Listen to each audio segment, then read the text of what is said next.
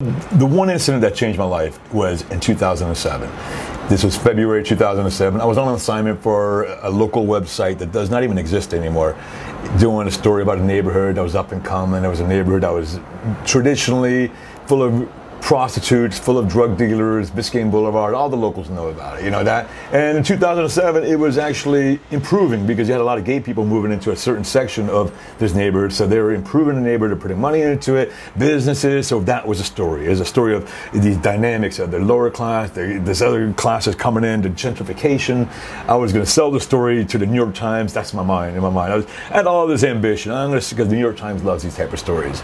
I come across a group of cops. They're making an arrest. I'm like, perfect. This is it. This is the crime element. I start taking pictures. They look at me. They say, "Excuse me, can we help you?" No, cool. I'm taking pictures. I'm trying to be very nonchalant. Let them know I'm just taking pictures and go on. Well, this is a private matter. I said, this is a public road. That I will never forget. I repeated that so many times over the years because that is what I'll never forget. Because when I said this is a public road, that changed everything. They looked at me. They came after me. They forgot about the guy they're arresting. They came after me. Get out of here. Leave. And I said, no. I got the right to be here. Let me do my. And I'm trying to be professional. I go, look, please let me do my job. You do your job. Please allow me to do my job. Please, please, stop interfering with my job. You know what I mean? And they could not accept that. They escorted me across the street. And I was across the street, and I said, okay, fair enough. I'll be here. I'll take pictures. They said, keep walking. And I kept taking pictures. And they snapped. They came after me. It was like, I was like, holy shit. I was like, man, I was surprised because I've been working for newspapers before I moved back to Miami, my hometown, for 10 years. And I'm used to cops kind of questioning you, but cops usually kind of back down when they know you're with the media. And which is why I wasn't afraid to challenge them. But this time they just pounced on me. They pounced on me, and I had $10,000 worth of camera gear. I had two 5Ds at the time, the original 5Ds. This is 2007. These were like, the latest cameras. I had L lenses. I had a zoom lens here, a 2470 on one side, a 70-200 on the other side. I had a flash on the 2470. And they what I want to do is protect my cameras. And they all come up to me, and one cop is trying to trip me, and I'm like, guys, all right, you got me, all right, arrest me, I'm not going to win this one. Go down, yeah. They trip me, so I fall down. And I never forget the camera just boom, crashing to the side of me. That's horror, man. When you're a photographer, you go, man, like fuck. And then one cop takes his hand and pushes it in the back of my head and just goes boom, boom, boom. Right here, I had a big welt bouncing my head like a basketball. Boom, boom, boom. Stop resisting. I'm like, guys, what the fuck are you guys doing? What are you guys doing? I mean, what is going on, guys? You got me. I'm not fighting, And if you say another word, we will tase you. And I didn't say another word. I said, okay, shut up. I don't want to get tased. They would. They lifted me up. God, they're so aggressive. They just walked me across the street. They threw me against the car. They're sticking their hands in my pocket. They were hoping to find drugs. They're hoping, to God, we can find drugs here. They found batteries. They found memory cards. They found business cards. They didn't find anything, They were mad about that. And by sticking it, and they just put handcuffed and threw me in the back of the car, took me to jail. They take me to the little precinct in Overtown, 62nd Street, and Sergeant Ronald Romming, he's a sergeant. You don't see in the picture. Like the picture at the top of my blog, by the way, is always been at the top of the blog. It's always been, it'll always be at the top of the blog, even though when it is no longer a blog, it will become a full-fledged news site. It'll be there because that is the last picture I took before I was arrested. If you look closely, you see the street behind them. You see Biscayne Boulevard behind them. Because they claimed I was standing in the middle of the street. Because obviously there's no law in the books that says, he was taking pictures of cops, so we had to arrest him. No, he was blocking traffic. There was a whole line of cars back there blowing the horns, and this guy was just blocking traffic because he wanted to take a picture. All right, but look at the picture I took. The traffic is behind them. They're just cruising. They're kind of looking at what's going on.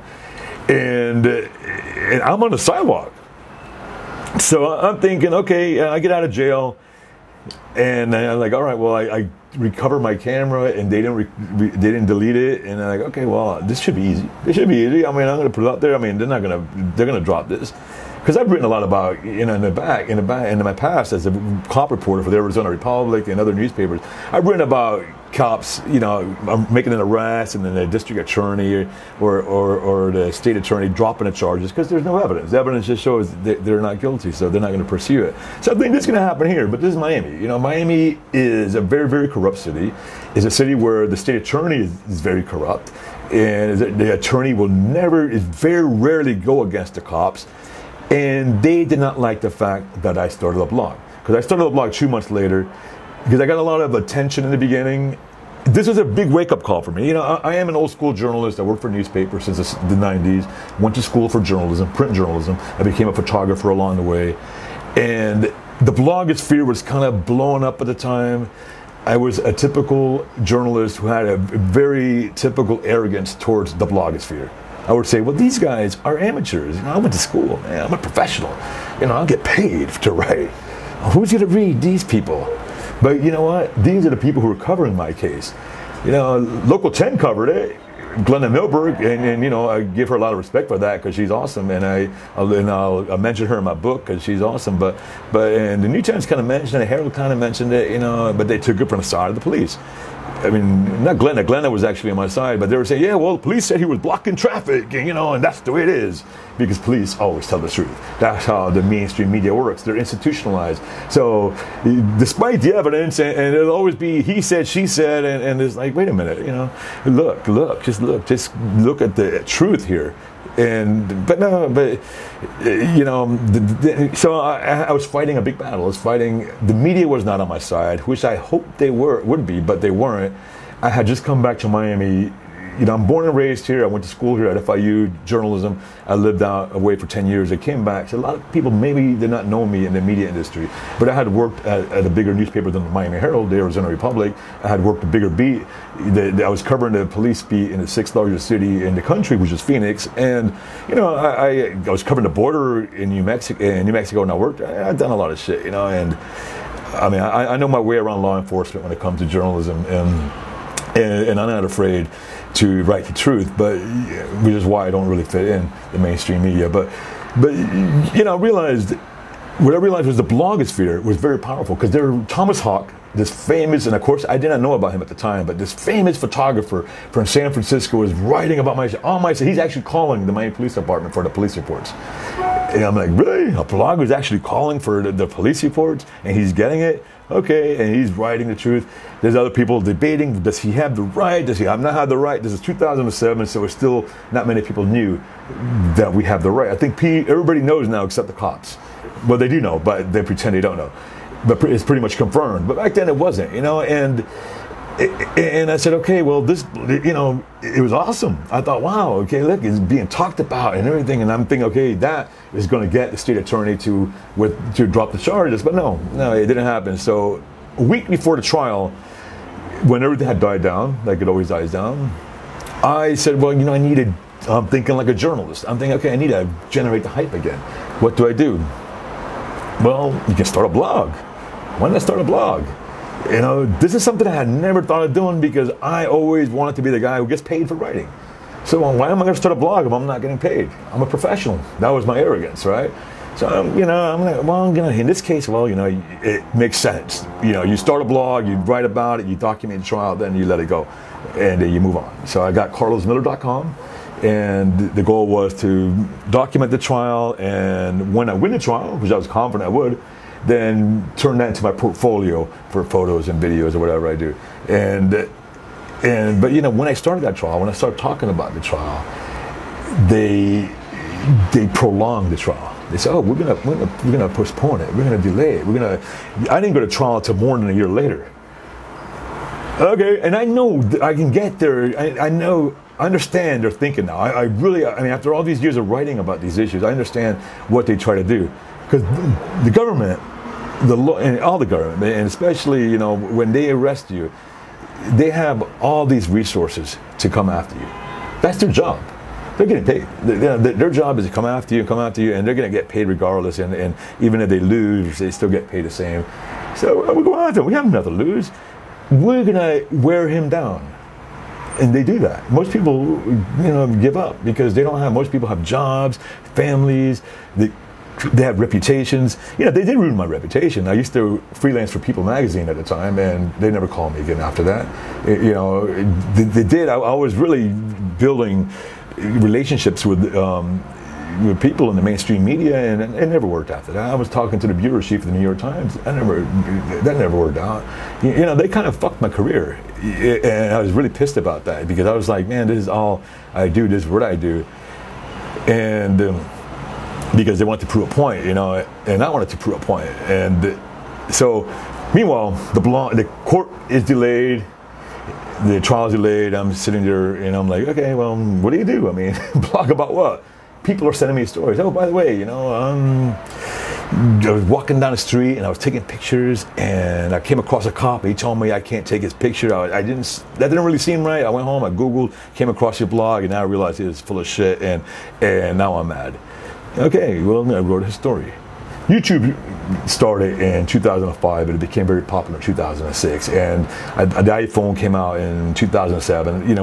Everything was coming together technology-wise, where we had the citizens had this power to just put video up online immediately, to be their own media, which is something I really preach now. Is just put it out there and show the world. A lot of times, most of the videos on YouTube suck, but you have something real that's going to get viral. That's going to be unedited. That's not going to be filtered. That is going to show people the truth. And people, in the beginning, I was still had that arrogance, like, oh man, these videos suck. They're blurry. They don't know what the hell they're doing. They're doing this and that. But you had to look into it. There's truth in there. It's not polished. There's a raw truth, and people are tired of the media. They got tired. They didn't trust the media because the media was bought out by all these corporations. And I felt that. I felt that working for the media. I used to work for newspapers where we'd be competing against other newspapers, and that's a very, very motivating factor to get the story out. We're going to beat our local paper. We're all friends in the end, but we're going to scoop you. And then one day you wake up and say, hey, that paper you used to compete against? Yeah, well, hey, we're partners now. So you don't have to compete. And guess what? They give you content. Isn't that wonderful? Hooray! And I'm like, no, that sucks. That sucks because, we don't like what we do. Like, no, just go cover this ribbon cutting.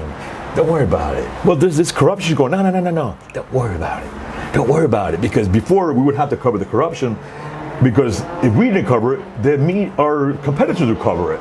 And then we'd look like idiots. We'd be scooped. But then we own them, and we own them, and we own the radio and the TV. Then we don't cover it. Nobody cares, right? So we just cover the bullshit. We cover the bullshit, and we get the ad money, and we just hack away and whatever, right? So that kind of sucked, But the blogosphere was kind of really was a response to that.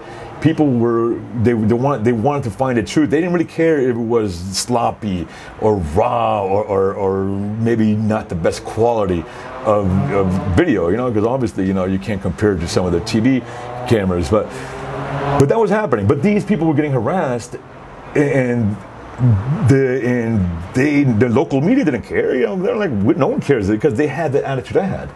Who cares about the blogosphere? No, ironically, the media was the last people to actually catch on to social media, right? That's the funny thing. I look at my people I used to work with, and we're on Twitter. Yeah, I don't like it. I got 5 followers. We don't know what we're doing. All right. Well, I had this vision. I said, man, it's right here. It's right here in front of me on a computer. And it hit me really hard. I said, man, for the first time in history, we have true freedom of the press. We've always had freedom of the press. I've always preached it. I always on J School, freedom of the press. But guess what? If you don't have access to the press, you have no freedom of the press. If you're like all these people who live in this world, you have no access to the press. You have no freedom of the press. If you're like me working for a big newspaper, you might have some access to the press, but then you have to fight with editors, and you have, but there's still no true freedom of the press. But here, I say, you know, I can just start this blog and just tell it all, put it all out there. And I was going to tell the truth. So I'm not worried about that. I'm going to tell the truth. I'm going to put it out there, put the truth. Lawyers are saying, don't talk. Yeah, talk. You know, lawyers always tell you, don't talk. Lawyers have said, we're going to beat it in the court of law. We're going to beat it in the court of law, so don't say anything, you know, fuck up your case. Why? Because lawyers are always, for the most part, they're representing guilty people who might contradict themselves and say one thing. I'm like, dude, I'm telling the truth. I'm saying, you know, to the day I die, I will say the same story. You know, I've done numerous interviews, the same story. You know, I'll say it in my sleep. This is what happened, you know. And meanwhile, their reports, 5 cops have 5 different reports.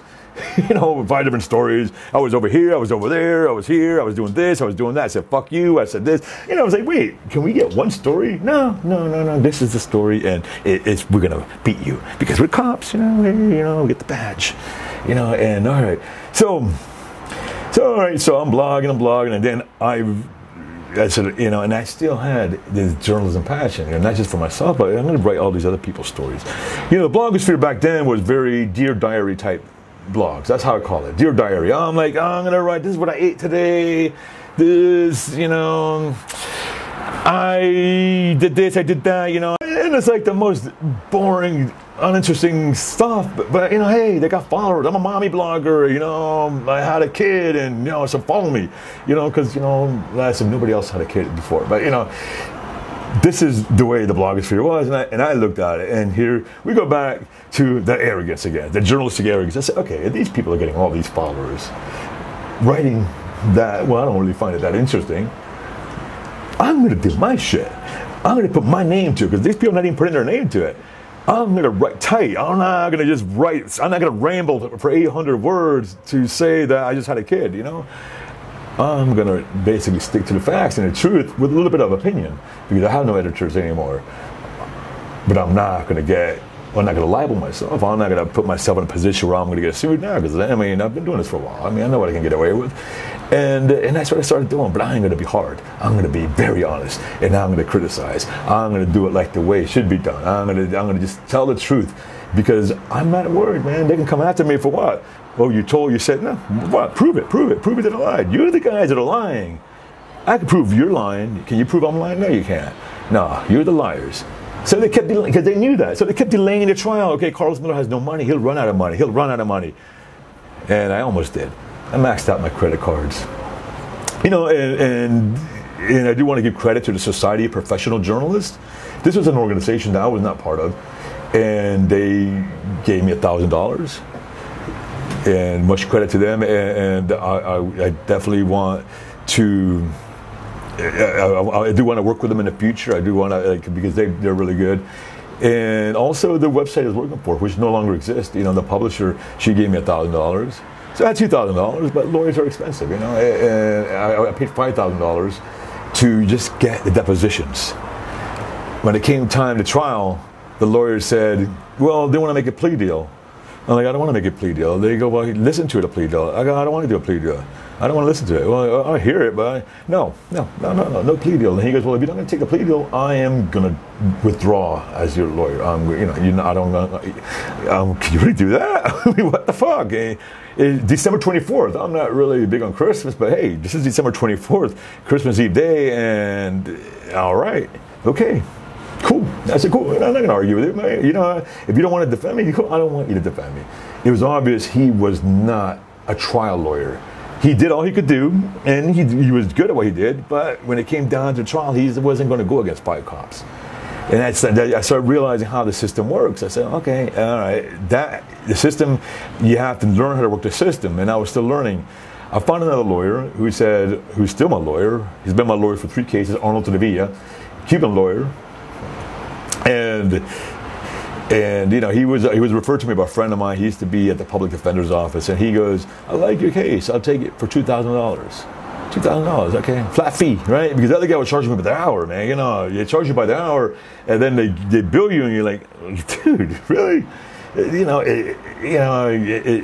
it costs. You know, and this is why the poor people will never win, man. The poor people will never win in the legal system. You know, you're not really innocent until proven guilty. You are if you have the money to prove you're innocent, but if you don't have the money, you're not. You know, you have to just accept whatever they give you.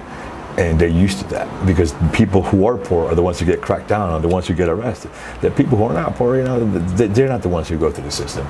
And but I said, well, I'm going to fight this, man. I'm getting there's something happening with my blog here that people are interested in it. People are, and I'm releasing my passion for journalism, and people are kind of waking up, and something's happening. I'm feeling it, man. I feel there's something going on here, and I haven't gone to trial yet, and I'm going to fight to the end, dude. I'm a fighter, I mean, I'm going to go, and I said, I wanted to go the distance. Like Rocky said in the movie Rocky, I want to go the distance. I said, I'm going to go the distance. I'm going to see what happens. I'm going to go all the way because all these people, so many people are used to just accepting the plea deals. And I'm going to go the distance. I'm going to see what happens when you finally go to trial. Yeah, it might be misdemeanors. It was 9 misdemeanors. 9 misdemeanors. Even the fucking guards in jail were like, what did you do? 9 misdemeanors. You must have pissed people off. Yeah, I was all beat up. Yeah, I took pictures. All right, when the first day in jail, I was sitting around with all these people telling them stories, and we all became friends. But yeah, I was going to go the distance, and I was going to do it no matter what. I was going the distance. And I got the lawyer to do it with me, a scrappy lawyer, Arnold Trevilla. Very scrappy lawyer, UF, University of Florida, Gator, yeah. And we went to trial, and the judge was a former police union lawyer, Jose Fernandez. The PLEA, I guess that stands for the police, whatever, is a union down here, and he used to be their attorney.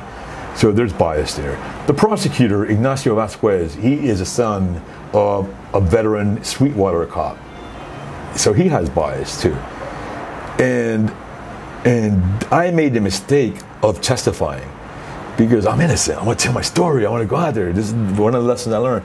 My attorney's like, well, maybe I don't recommend testifying because I always don't. I tell that to my clients, but yeah, you're a little different. I'm telling the truth, And he's like, I'm going to let you. And you want? And I'm very stubborn. I'm going to testify. Okay, are you sure? Yeah. I want to tell my side of the story, They put me up on the stand, and what that enabled the prosecutor to do was enter my blog as evidence. And this is more than a year after I started the blog. He had printed out. By then, I had more than a year's worth of content. And even then, I wasn't writing that much as I'm writing now. But he had all this shit printed out. So by them putting me on the stand, they can say, well, you wrote this, right? You wrote, because if you don't agree to testify, they can't really prove that you wrote it, even if it has your name on it. So yeah, I'm on the stand. Yeah, of course I wrote it. It has my name on it, right? Yeah. So there was a story I wrote in 2007, about May. It was a May 1st, May Day in LA, where LAPD were beating little kids with nightsticks. Mexican little kids and Hispanic journalists. It was some kind of protest about May Day, and they were just beating them up, and they all had these helmets where you couldn't see their faces. They were all dressed in black. And it was horrifying, man. I was like, and it turned out they had to dish out a shitload of money in lawsuits. I was horrified by that, man. I was like, how you beat little kids? And you're all indistinguishable. You can't tell one from the other. So I compared to the Nazis. I compared to the Nazis. Look, and I got pictures from Google, old Nazi pictures, and I basically put them side by side. Look, this is what's going on, man. Look at that. And the prosecutor says, so you compare these cops to Nazis? I go, yeah, but the judge says, shut up. Yes or no? Answer, yes. So you think all cops are Nazis? I go, no, not really. I mean, let me explain. No. You're not allowed to elaborate. Yes or no? So the prosecutor, and I got a little combative with the prosecutor because I can be very sarcastic, and I was like, well, whatever, to be a good witness in the legal system, this is what I learned. You have to be very, very humble. You have to be very mild. You have to be like a complete victim. You have to be like, oh. That's how you got to be. You can't really speak your mind. You can't really say, yeah, you can't speak the truth. No. That looks bad. Oh, because you question authority. Yeah, then you deserve to get arrested. We know that because you saw the Kelly Thomas trial. We saw, the cops who went to we saw what happened with Kelly Thomas. We saw what happened. We saw the video, and they were acquitted. Why? Oh, Kelly Thomas questioned authority. Why? He questioned authority. Well, I don't know what he did. He's mentally ill. The cops knew he was mentally ill, and well, he deserved to die. That's what the jury decided. This is how people are, man. This is how this country is. You know, we think we hang out with people that might understand things, but then the regular working class, or not the working class, the regular working person, or one who really doesn't pay attention, they think that these cops have the all power. That's changing, by the way. That's changing. But this is back then, you know, and they didn't like me, you know. Of course, the evidence proved that I wasn't disobeying a lawful order, so I was acquitted of that. The evidence proved I wasn't disobeying. I wasn't doing disorderly conduct. The evidence proved I wasn't obstructing traffic. The evidence proved all this shit. But they said I was resisting arrest. They convicted me of resisting arrest because we didn't like his attitude. One juror told the bailiff told us afterwards, if he would have testified, he would have walked. But we didn't like him. I had a suit. I thought they would like me, but no, I'm a dick. I'm not a likable person when it comes to that, you know. I mean, I'm not. I mean, I'm up on the stand, and they want you to kiss the ass of authority, and I don't do that, man. I don't kiss the ass of authority. Why would I? Why should I? You know, I mean, they respect me, I respect them, but why should I kiss their ass? It's because they have some position, you know. I mean, it just doesn't make sense to me, and I won't do it. I will never do that, and it's not going to happen. But I was convicted, and the judge goes, Jose Fernandez, who, well, we'll get to that later. He goes, okay, he asked me, he goes, Mr. Miller, do you have anything else to say? Yeah, I do. All right. How can somebody be convicted of resisting arrest when he's been acquitted of all the underlying charges? No answer. My lawyer's dragging me out. Come on, Carlos, let's go. Come on, lawyer has to work there. You got to see him. You know, it's part of that system. Come on. All right. I went the distance. My friends, my family, they were telling me, stop it, man. You proved your point, man. You know, you drop it, man. Look what you did. You won. But no, man, I was convicted. The prosecutor goes, we're going to give you 50 hours community service, and we're gonna give you 3 months probation. The prosecutor turned out to be kind of cool, even though he was kind of a dick. He said, well, you know what, Carlos was, at least there was no victim. He told the truth. To that, I give him credit. We kept battling it out later through the appeal, but the judge says, no. I'm going to give you a year probation, and I'm going to give you 100 hours community service, and I'm going to give you 8 hours of anger management. And I'm thinking, wait a minute, these guys bashed my head into the pavement. These are the ones who fucking beat me up. These are the ones who broke my cameras. These are the guys who threw me in jail. These are me, anger management. I mean, yeah, maybe I have a little temper, but these fucking guys, man, they're the ones. But anyway, so how to do that? I went through probation. I went through all that. You know, I did my community service through a nonprofit. I was already working with a client, so I kind of, worked that out. So it wasn't a big deal. I was already, fuck them. I beat the system that way. I said, I'll do my nonprofit, my community hours by a job I'm already doing. My boss, he goes, the guy, I'll sign it. Fuck you, system.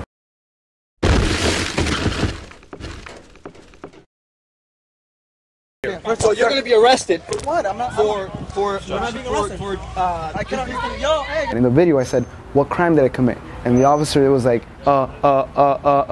he stuttered. At the ending of the video, but in this case, it was very obvious. So my readers started calling the Boston Police Department, and they started calling, and they called and they called and they called, and Boston PD did not like that. They did not like that at all. They were probably wondering, like, who.